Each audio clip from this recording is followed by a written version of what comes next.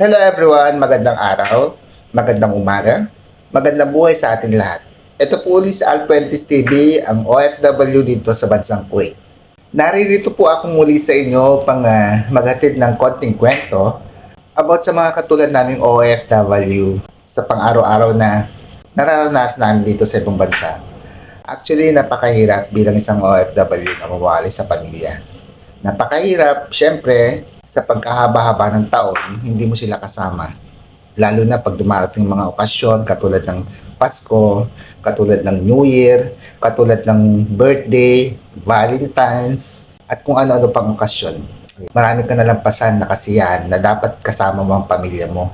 Medyo nakakalungkot lang talaga pag naisip namin yung mga ganong kasiyahan na wala kami sa piling nila. Isa sa mga nagiging rason kung bakit kami umalis ng ibang bansa dahil para mabigyan namin ng magandang kinabukasan ng pamilya namin. Mabigyan ng magandang edukasyon ng mga anak. Yung iba nag-a-abroad dahil sa problemang pinansyal at yung iba naman nag-a-abroad dahil nagka-problema sa kanilang karelasyon. Para sa mga OFW may kanya-kanyang kwento. May kanya-kanyang pinagdadaanan. Tumagal na ako ng mahabang panahon dito sa bansang Kuwait. Pero ngayon, dito pa rin. Tsaga lang talaga. Sikap, siyempre, para naman kahit paano dyan sa Pilipinas ay magkaroon ng pagbabago pagdating ng araw ang aming pamumuhay.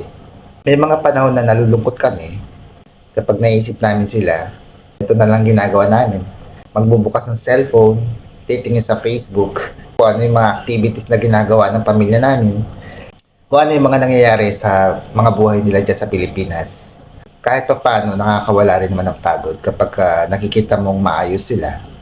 Sa mundo ng Reels, siyempre natutuwa rin naman ako dahil marami rin ako nagagawa. Kumbaga, ito na rin yung pinaka-stress reliever ko kapag ako'y nalulungkot.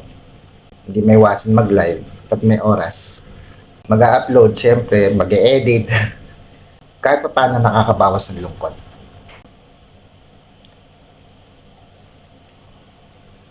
Kaya nga napakaswerte ng mga pamilya dyan sa Pilipinas na kahit hindi nakapag-abroad ang isa sa pamilya nila, okay naman yung pamumuhay, sama-sama, tutulungan, kahit na napakahirap ang buhay. Maswerte na rin yung kapag may asawa kang tumutulong sa'yo. Yung katuwang mo sa hirap at ginawa. At may mga anak ka na nagsisikap, nag-aaral mabuti, nakaka-proud. Kaya para sa mga pamilya na may nagtatrabahong OFW abroad, huwag naman niyo sila pahirapan.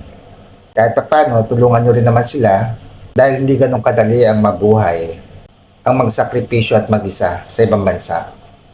Actually, sa mga OFW, ang nagiging reward na rin lang namin sa mga sarili namin ay yung makabili ng kahit na konting material na bagay na ikasasaya namin.